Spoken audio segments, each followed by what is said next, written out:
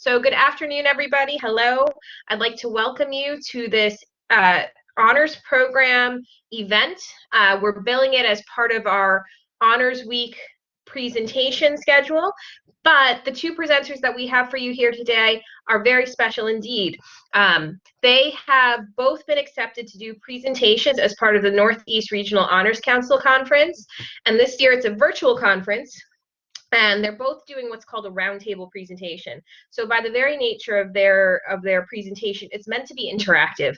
And even though this will take place in a virtual setting for the conference, and right now we're in a virtual setting, we really encourage audience participation. So we have two great presenters. One of them is Mattey, and the second will be Magali Zuniga. So what I'm going to do is, we talked about it before we got started. So I'm going to turn the floor over to Emily, who will tell you a little bit about her presentation. And again, I would really love for you guys to be as interactive as possible to kind of give them the chance, because this is really kind of like their dress rehearsal before doing it for real at the conference. So Emily, the floor is yours. Thank you, Professor. Okay, good afternoon, everyone. My name is Emily Mattey, and I'll be representing Monroe College's honors program. My presentation will cover the power of photography between the civil rights and the Black Lives Matter movements.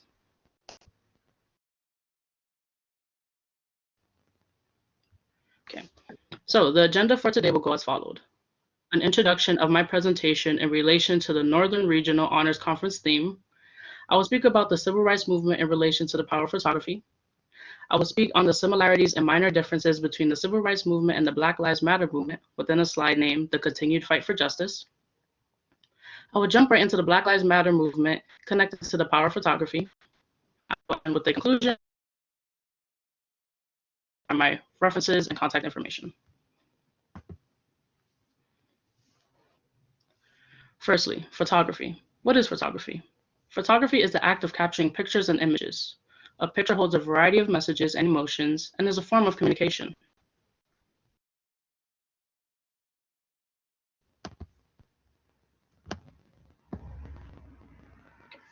So, what was the civil rights movement? The civil rights movement had the goal to end racial discrimination and gain equal rights for the Black community.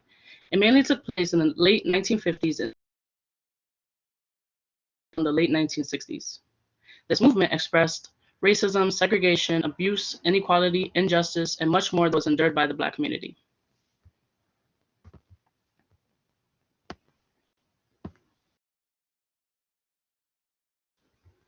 Okay. I have provided several images to help portray the importance of photography for the civil rights movement. With one glance, many of us recognize these specific events, all of which invoke a specific emotion or thought. In the top left corner, we see Elizabeth Eckford, one of the Little Rock 9 students, being yelled at by Hazel Masry, a white student. In the bottom right corner, we see Ruby Bridges, the first African-American girl to attend a white elementary school. The top right and bottom left images show how the Black community was treated through the dogs and hoses. These images can express an emotion of anger, of hurt, of disappointment. However, they enhance one's understanding of what was being taken place in that time period.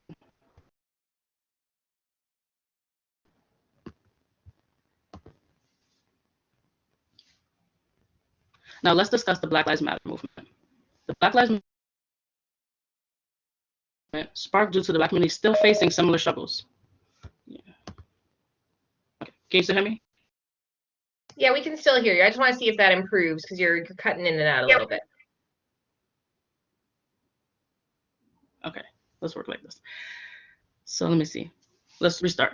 Now let's discuss the Black Lives Matter movement. The Black Lives Matter movement sparked due to Black communities still facing similar struggles. Struggles that did not improve and are ones that had just become accustomed to the changing society. The Black Lives Matter movement has sparked due to the killing of innocent 3-year-old African-American father of 6 for illegally selling cigarettes, Eric Garner, due to police brutality. Eric Garner was put into an illegal chokehold which ended his life and sparked the I Can't Breathe movement. The 20th century lost many innocent lives within the Black community. In 2020, the death of George Floyd, a 46-year-old Black man who had allegedly bought cigarettes with a counterfeit $20 was killed in the hands of police officers who were restraining him. This had been the last straw of patience for the Black community.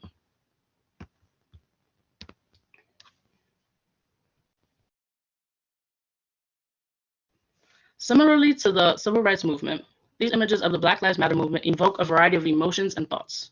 In the top left corner, we see a side-by-side image of a man who was sprayed in the eyes with pepper spray and is having his eyes cleaned out with water. When I first saw this image, I became emotional.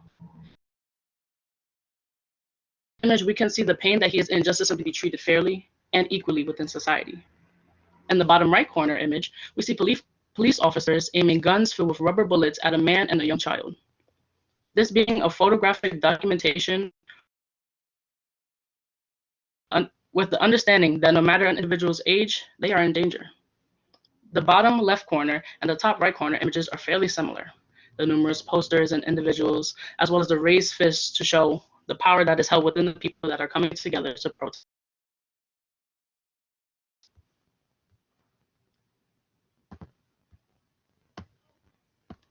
Okay. Jumping into the Northern Regional Honors Conference theme being infrequently asked questions, finding solutions to impossible problems. The problem that I will be addressing is the mistreatment to the Black community. It's impossible to change the mindset of a single person. However, a solution I have would be to use photography as a benefit by capturing moments like I previously showed. The overall topic I'll be speaking about is the importance of photography between the two movements involving the treatment of the Black community. So before we continue into the main part of my presentation, I would like to ask the audience, what do you see within this image? Please read or the chat to tell me what you see within the image that is provided.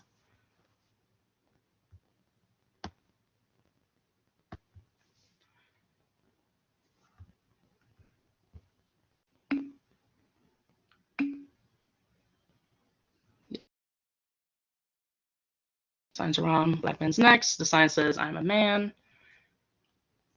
So to jump into this image, the name of this image is untitled and the author is unknown. During that time period, there's not an indication of race. Exactly. No.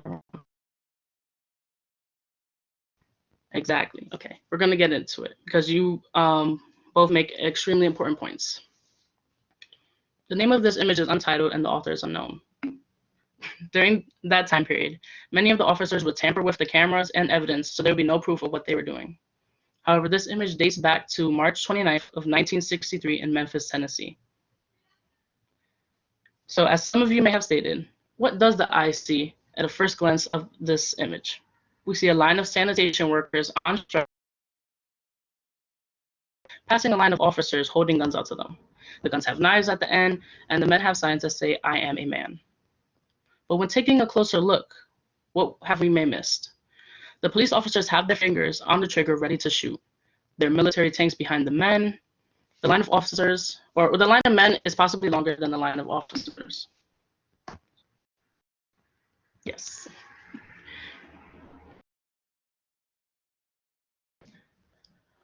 It was during Dr. King's last civil rights activity.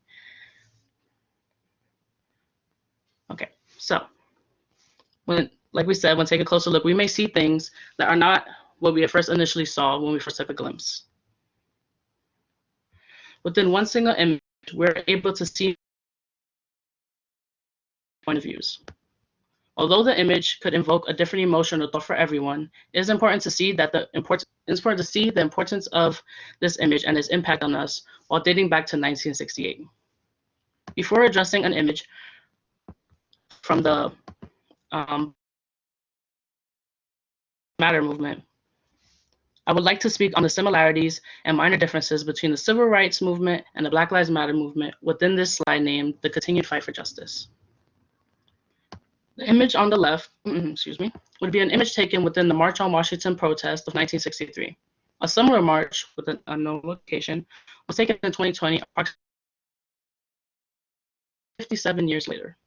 The only minor differences will be the type of technology used in each period to capture the photo, as well as one being in color and the other in black and white. Focusing on the similarities will be the numerous individuals in each movement that are protesting for a cause. The variety of posters that give a brief title of what the poster was for or about. The title, The Continued Fight for Justice, symbolizes that the treatment faced by the Black community has still been going on. Okay, transferring into the Black Lives Matter movement. I would like to ask the audience again, what do you see within these images? Well, the image I was provided.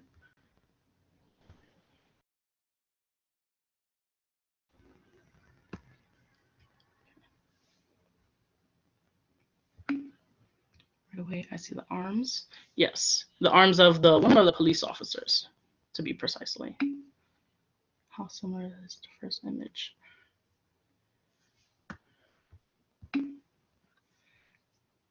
It looks like they're probably charging towards her. She's not causing any harm. She's just standing there simply.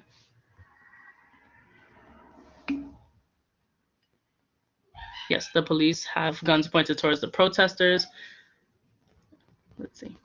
So, to jump into it, the name of this image is unknown.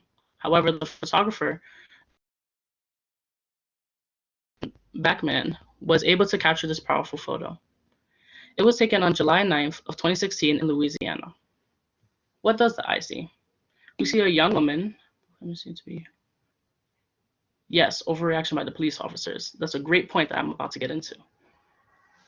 We see an innocent woman, young, in a flowy dress standing.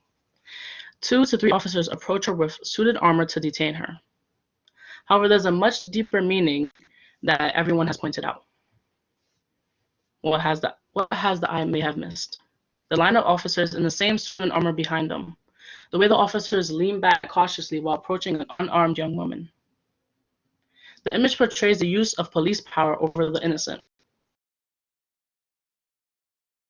So I would like to ask the audience to answer a question. You can use the chat to say either A or B, but which image impacted you the greatest?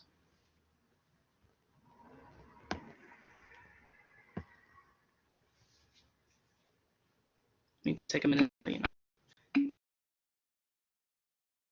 A, B, B, A. So far, 2 A's. We got 2 A's, 2 B's, 3 A's, 3 B's. So as we can see, everyone has received a different message, thought, or emotion from the images that were provided.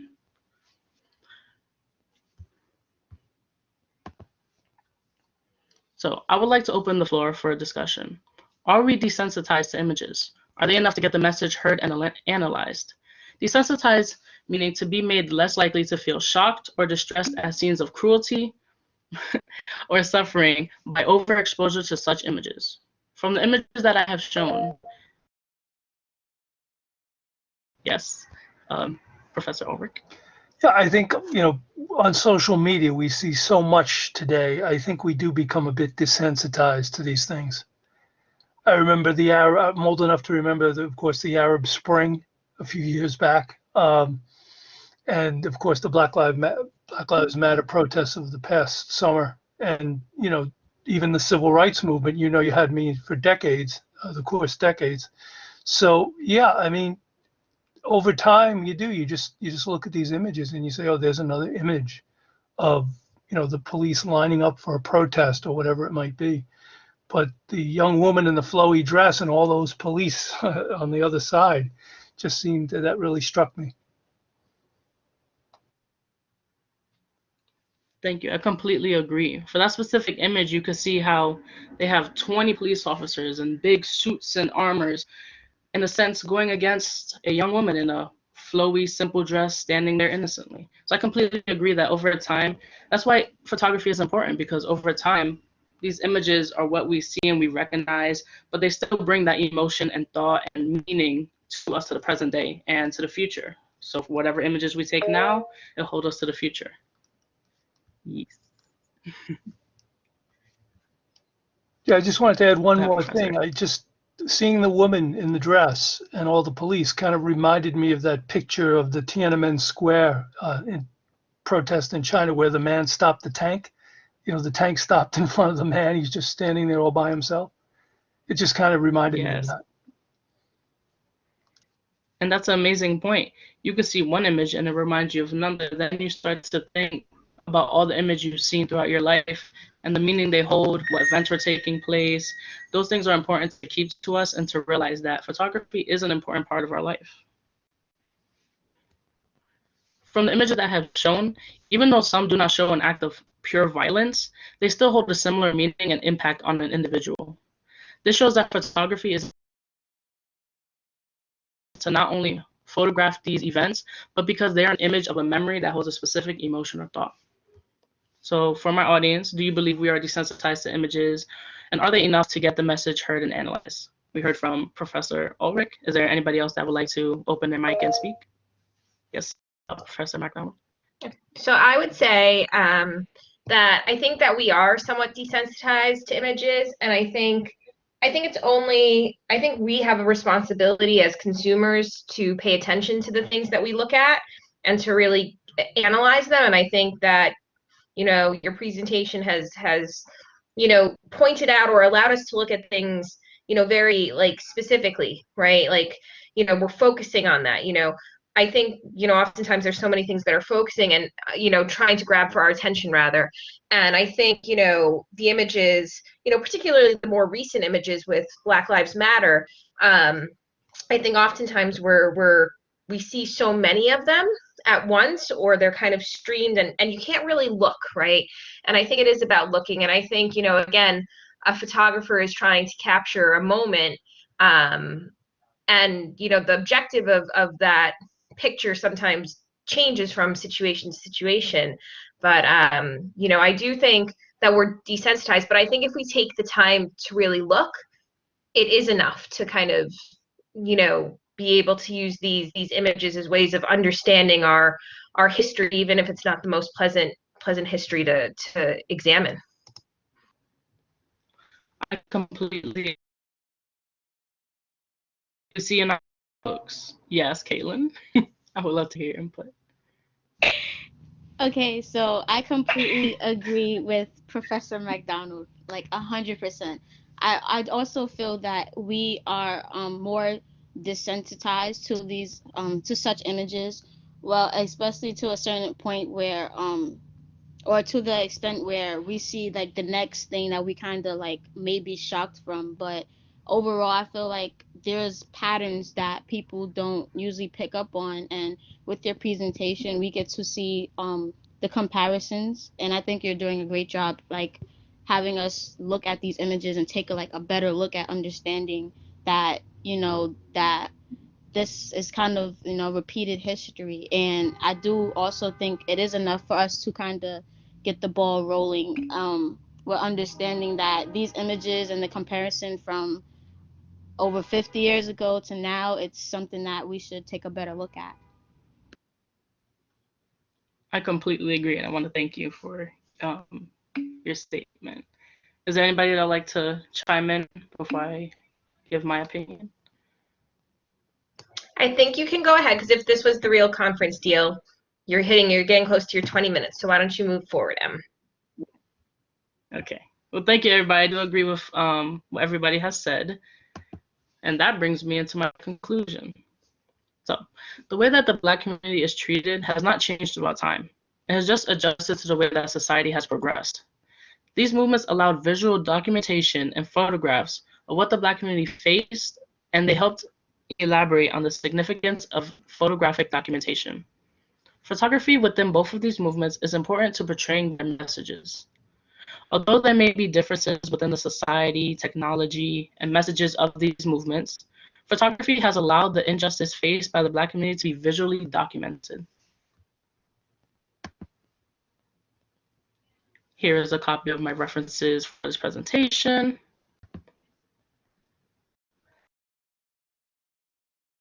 Also provided my contact information if anyone wishes to reach out to me. And I want to thank you all so much for attending and interacting with my presentation.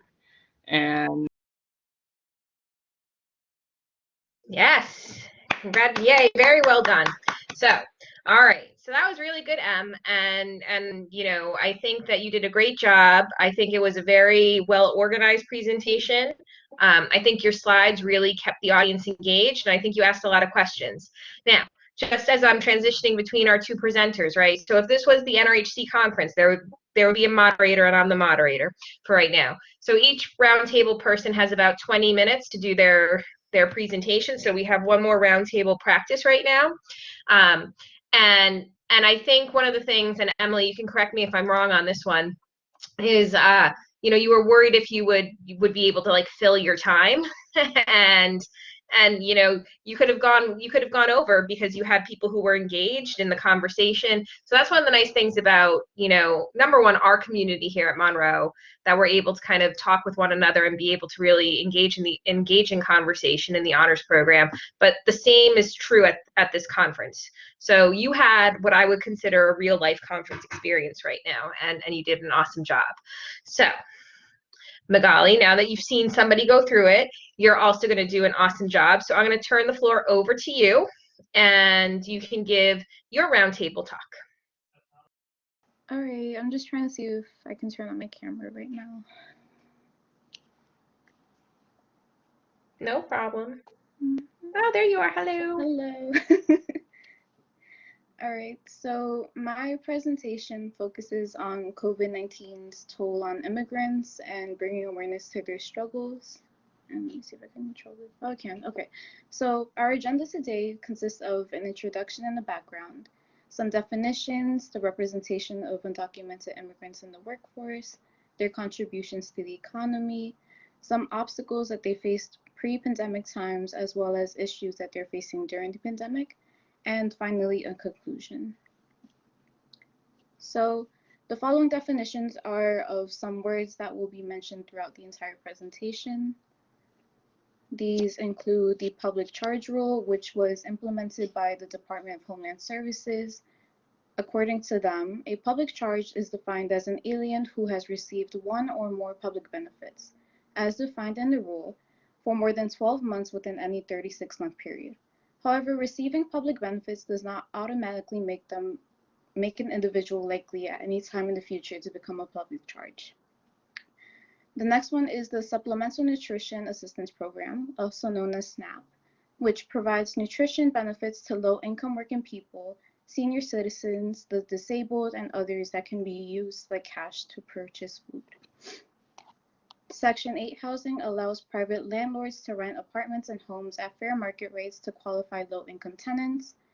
Medicare Part D low-income subsidy helps people with Medicare pay for prescription drugs and lowers the cost of Medicare prescription drug coverage. Finally, the Coronavirus Aid, Relief, and Economic Security, or also known as the CARES Act, made to provide fast and direct economic assistance to American workers, families, and small businesses, and preserve jobs for American industries. The following consists of some racial and cultural definitions. Race refers to a group of people who have in common some visible features such as skin color, hair texture, facial features, and eye formation, while culture comprises of traditional ideas and related values. It is typically learned, shared, and transmitted from one generation to the next, and it organizes life and helps individuals interpret their existence. Multiculturalism is the coexistence of diverse cultures, the acceptance of different racial, religious, or cultural groups. And finally, undocumented workers or undocumented immigrants are foreign-born persons who are not permanent residents and are not a U.S. citizen. Undocumented immigrant may refer to a person whose immigration status is not resolved.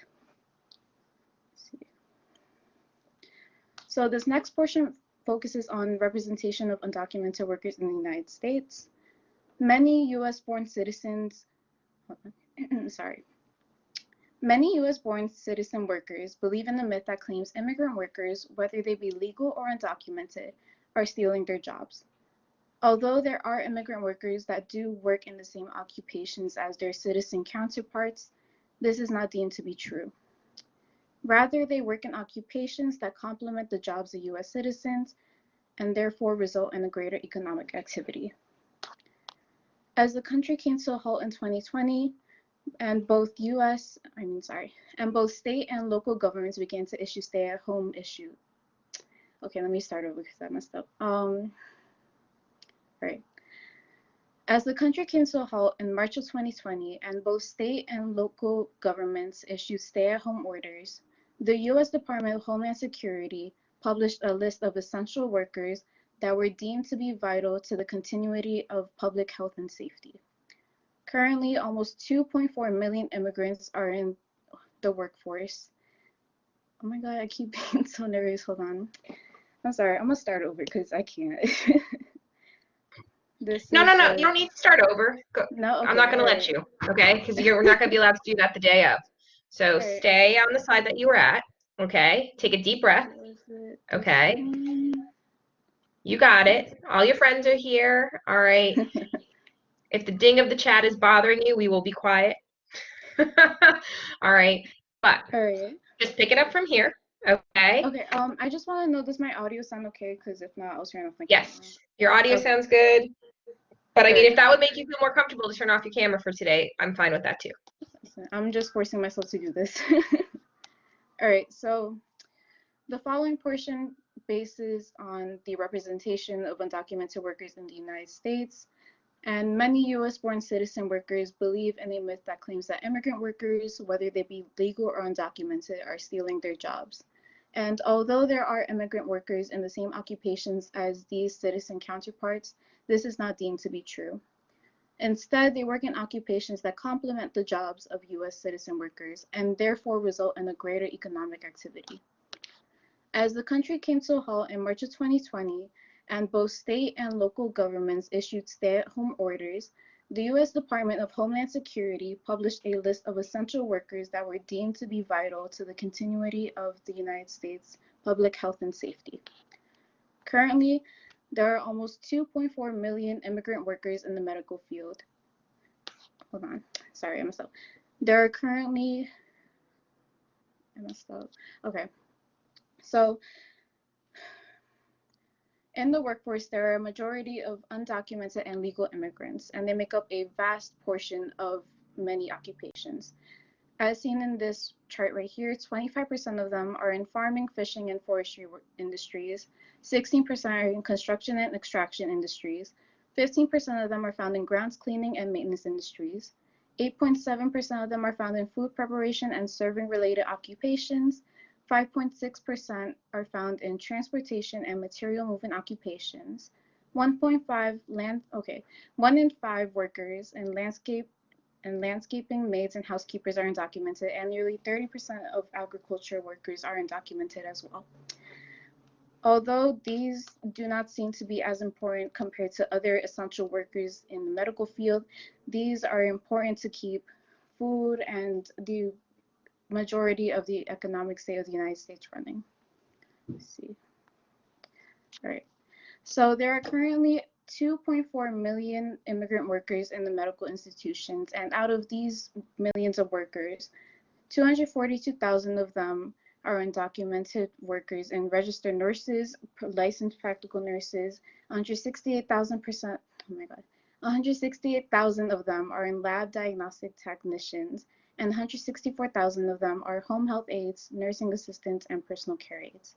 And although these occupations tend to earn a much more higher wage of income, there are also a good amount of them that help these occupations keep running, which are 188,000 custodians, food servers, and administrative workers.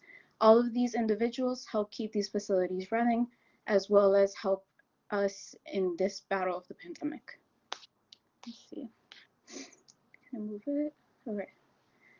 So right here is the future projection of needed undocumented workers. It is evident that undocumented workers are in a wide variety of occupations that are significant to this country's performance, and it's projected they will continue to be necessary as the years go by. Despite the fact that the majority population of the United States consists of white individuals, the society we live in today includes a vast number of individuals from a variety of different racial backgrounds as well as different cultures. It is estimated that the majority population of the United States will be of those who are considered to be minorities today, which include Black individuals, people of color, and undocumented individuals sometime between 2041 and 2046. The U.S. Bureau of Labor Statistics predicted that as baby boomers across the nation continue to age, The need for specific occupations will increase in order to meet the needs of the aging population. This includes roughly 1.2 million undocumented immigrants becoming home health and personal care aides, as well as nearly 1 million of them becoming fast food workers, workers in restaurants, freight and stock occupations, landscaping, and groundskeeping workers, as well as some janitors. And all of these occupations already have a high percentage of undocumented workers. The following portion focuses on their economic contributions. Undocumented immigrants also make large contributions to the economy through the taxes that they pay, and also through the money that they spend. According to the Center for American Progress, undocumented workers and their households pay $79.7 billion in federal, oh my God, sorry. That's fine. Take a sip of water. That's good. You don't have to apologize. Yeah. Don't apologize. All right, so You're doing great. according to the Center for American Progress, undocumented workers and their households pay $79.7 billion in federal tax contributions, as well as a rough $41 billion in state and local taxes, all of which fund schools, infrastructure projects, such as repairs for roads and bridges, as well as the military. They have also found that 1.6 million homes are owned by undocumented immigrants, resulting in $20.6 billion in mortgage payments per year, as well as $49.1 billion in rental payments per year. Not to mention, some undocumented workers make major contributions to Social Security with an approximate $17 billion and an approximate $4 billion to Medicare. It is evident that both legal and undocumented immigrants have been making and continue to make many contributions to the economy of the United States. However, this does not mean that they have an easygoing life in this country. There are many factors that have prohibited immigrants from living a prosperous life in this country. And although this has been an issue for many decades now, the consequences of these insecurities have been magnified due to the COVID-19 pandemic. There is no questioning the fact that it is extremely difficult for immigrants to have a prosperous life in the United States due to many factors that are overlooked by US-born citizens, such as housing and job instabilities, issues with transportation, the impact of multiculturalism, along with the lack of healthcare insurance. The United States is infamous for not being a multilingual country, making it extremely difficult for those who are not fluent in English to find jobs, make friends, or even complete basic tasks such as food shopping or filling out forms. According to globalcitizen.org, it is almost impossible for immigrants to take ESL classes, since it is rather difficult for them to take care of their children as well as attend their jobs. Immigrant parents also find it difficult for them to raise their children in an unfamiliar country. They find that their children have been Americanized and tend to not follow the customs of their culture. Those who do follow their culture's customs and beliefs tend to face bullying and discrimination as a result of cultural differences. Not to mention, immigrant parents find it disappointing to see their children struggling in their classes and not being able to assist them in their work as a result of the language barrier. It is also difficult for them to effectively communicate with any teachers or faculty members to address any issues that their children may be dealing with in school. In terms of housing and transportation, it is quite difficult for many individuals to find safe housing in secure neighborhoods at an affordable price. As a result of such instability, they are forced to search for apartments. Here in New York, families with at least one documented family member are eligible to receive public housing. However, these apartments lack basic utilities as well as and include many quality and sanitary risks. Also, they are typically found in unsafe neighborhoods with high levels of crime and heightened racial tensions. Also, as a result of the language barrier, these individuals are prone to exploitation specifically from their landlords. For instance, a family will move into an apartment that has noticeable complications. However, they do not know how to ask about the conditions of their apartment, and their landlord will purposely avoid mentioning it. When something goes wrong, the family will have to pay expensive repair fees as well as any additional fees their landlord may charge, both of which could have been easily avoided. Not only do immigrants deal with housing issues, they also experience complications when it comes to means of transportation. Housing in these neighborhoods are typically far from crucial services such as healthcare facilities, public transportation, and shopping stores. There are many complications these individuals face when trying to obtain a driver's license or a car, such as low income or proper documentation. Some families may be lucky enough to have at least one person who has their driver's license, as well as, hold on.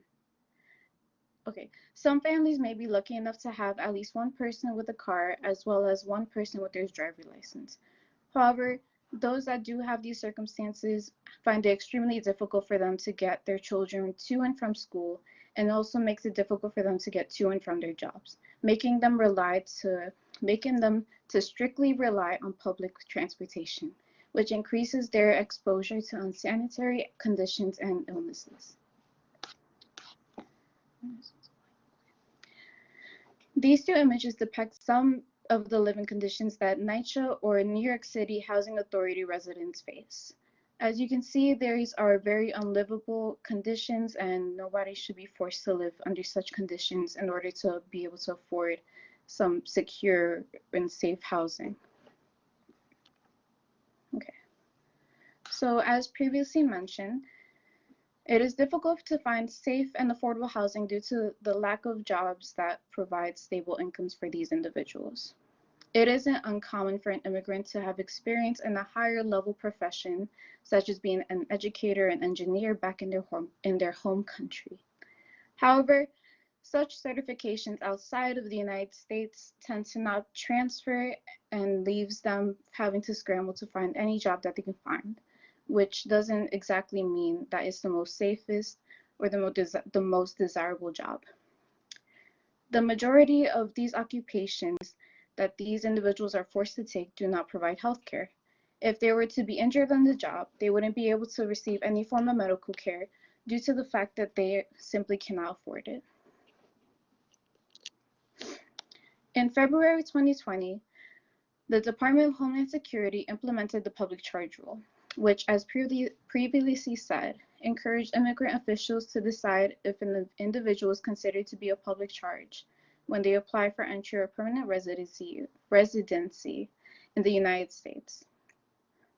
These public charges include an array of public benefits, such as non-emergency Medicaid, supplemental nutrition assistance programs, Medicare Part D low-income subsidies, and housing assistance such as Section 8 housing vouchers. If an individual has utilized any of these services, this means that they will be denied any entry permanent residency depending on the amount of time that they've been on these services. As a result, many immigrant parents have disenrolled themselves and their children from any of the previously mentioned programs, even if it doesn't affect them. The Kaiser Family Foundation conducted a survey in 511 different healthcare centers through May of 2019 to June of 2019. It has been reported that immigrants have refused to re-enroll or enroll themselves and their children in Medicaid in fear of the public charge rule. In some healthcare centers, these changes were widespread, while in others they were minor. Nonetheless, there was a noticeable drop in patients who suffer from chronic conditions, such as HIV or diabetes, as well as pregnant women who are initiating their prenatal care later in pregnancies and are attending fewer prenatal care visits out of fear of the surrounding public charges, even though it is clearly stated that pregnant women are not affected by this rule. It has also been reported that 1.3 million children who are at risk of losing these benefits have at least one life-threatening condition, including 676,284 influenza patients, 615,842 asthmatics, 53,728 epileptic patients, 618,302 newborns, 1.1 million patients in need of specialists, as well as 946,272 patients in need of prescriptions. Now, this following portion focuses on the issues that they faced during the pandemic. As it has been mentioned, the living, working, and commuting situations of non-citizen immigrants increases their risk of exposure to the novel coronavirus. These individuals are more likely to live in larger households that are densely populated in order to make it almost impossible for them to practice social distancing. This group also finds it impossible to access testing and treatment for the coronavirus due to their lack of insurance. Furthermore, there are restrictions that limit their eligibility for federal health and financial relief that has been provided to U.S. citizens in response to the pandemic. Even if an immigrant is eligible to receive any form of assistance, they may be hesitant to do so due to immigrant-related fears. The majority of immigrants cannot afford to pay, buy, or rent an apartment that meets standard living conditions, leaving them no other choice but to settle for an apartment that lacks basic utilities and contains numerous quality and sanitary risks. Not to mention, non-citizen workers, immigrants, are more likely to live in a larger household compared to citizens in order to save money on their monthly rent as well as their utility bills. In terms of transportation, due to many complications these individuals face when trying to obtain a driver's license or a car, such as low income or proper documentation, they are forced to rely on public transportation, which increases their risk of contracting the coronavirus. And unlike those who are able to work from home during these uncertain times, undocumented workers do not have this privilege, since it is quite difficult for them to find jobs that do not require physical labor. Many undocumented workers in occupations that cannot be done from online make it difficult for them to stay at home in order to decrease their risk of exposure or even take days off when they fall ill. Not to mention, these individuals tend to earn lower incomes and work in service industries that have been negatively impacted by the pandemic, such as facing major cutbacks in hours, which resulted in financial hardships. It has been proven that immigrants experience a higher rate of unemployment, with 15% of foreign-born men being unemployed, 18% of foreign-born women being employed, compared to 13% of U.S.-born men being unemployed, and 15% of U.S.-born women. However, as previously mentioned, the Department of Homeland Security published a list of occupations that were deemed to be essential. This included many immigrants in the medical field, as well as farm workers, individuals who work in the meat processing plants, and truck drivers who have been hauling food to ensure that there was never a shortage of food. Not to mention, despite the fact that certifications from outside of the United States usually don't transfer, some medical institutions in the United States have allowed immigrants who were medical professionals in their home country to work alongside U.S.-born citizens during the pandemic. Let's see. Okay. All right, so true or false? True or false? I interact with immigrant or undocumented workers at my local grocery store. You guys could just use the chat to interact real quick.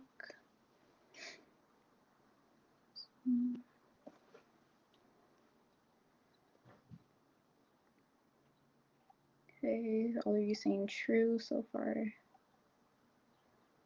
right, I'm gonna leave it at that. All right, so the answer is true. Roughly 1.7 million workers in the nation's food supply chain are immigrants. 358,000 farm workers and food processors, and 154,000 in supermarkets, grocery stores, and convenience stores are all both legal and undocumented immigrants. Let me see. Is this working? Okay. So now to healthcare. So the Health Affairs blog has found that an increase in ICE activity has instilled a rational fear in these individuals who are undocumented when it comes to trying to access healthcare. These include, The Health Affairs blog has found that an increase in ICE activity has instilled a rational fear to those who are undocumented when attempting to receive any form of government benefits. These include any resources in regards to education, economic assistance, and most importantly, healthcare. The majority of immigrants are petrified at the idea of at least stepping out of their house to receive any form of medical assistance due to the possibility of being deported or a staff member potentially sharing their legal status. Even those who do not fear the possibility of deportation are hesitant to receive health care during this time due to the fear of the public charge rule, despite the fact that the United States Citizenship and Immigrant Services clearly indicated that they encourage all individuals, including aliens, with symptoms similar to the coronavirus to seek medical treatment or preventative measures. Although the Coronavirus Aid, Relief, and Economic Security Act provides free testing for the coronavirus as well as free vaccinations, this did not do a very well job in comforting these individuals, and they still refuse to receive any form of health care. They have clearly stated multiple times that doing so will not negatively affect them in regards to the public charge rule. However, again, despite that, they still don't feel as comfortable as compared to U.S.-born citizen workers. Since undocumented workers do not have health insurance, they are unable to contact a primary care physician if they are experiencing any symptoms similar to those of the coronavirus. This forces them to rely on emergency health care, making it impossible for them to comply with any COVID-19 restrictions in hospitals. Not to mention, many of these individuals will wait until their symptoms are life-threatening before receiving any sort of medical attention due to the ghastly amount of money they will have to pay out of pocket. Now, mental health is something that is very important to me specifically, alongside many individuals in this room. It's something that isn't typically spoken about, and it should be spoken about more often, but there is a lot of stigma in Latin or even any immigrant household, since it is something that's looked down upon in each other's culture. When they see someone with a mental illness, they'll simply tell them that there isn't anything wrong with them in their lives, and that they shouldn't be sad or they shouldn't feel anxious or anything else that they feel. There has been a rise in cases of substance abuse throughout the United States. However, immigrant populations suffer the most due to the fact that they do not have any resources available to them compared to their U.S. citizen counterparts. As a result of the lack of health insurance, they don't have the privilege to receive any therapy or to go to any counseling or any other services that they may need in order to survive during this mental health epidemic. Now, my final question is, what can we do? Although we don't have as much power as we would like in terms of changing or reforming any of these said, oh my God, I forgot the word, I'm so sorry. Okay, even though we don't have as much power as we would like to in order to change any of the said government benefits and the rules that they have in order to be qualified for them, there are some things that we as individuals can do to be much more understanding and much more empathetic to these individuals. And I would just like to personally hear from you guys what you can do in order to be more empathetic towards them. So I'm gonna thank you, number one. So we can take one or two comments just so Magali can kind of see what that's like. So anyone have a comment that they'd like to share? I have a comment, Professor McDonald. It's Professor Negrin. Hi. Magali. Hello. Hi.